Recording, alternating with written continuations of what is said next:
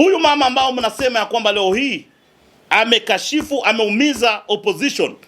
Mama ndiyo mtu wa kwanza wakati huyo Chadema mkubwa Tundu Lissu alipigwa risasi sijui ngapi 8 9 alipopelekwa huko nje, sijui ni Norway ama Europe.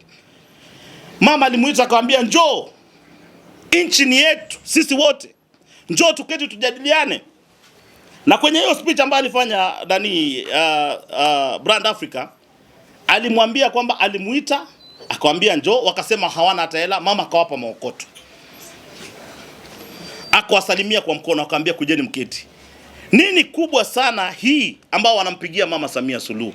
Yote 5-9 naweza kurudia kwa kuambia kwamba ni juhudi ya serikali kufanya reconciliation na dialogue, lakini ndani ya uwezo ya serikali, sio kupita uwezo wa serikali.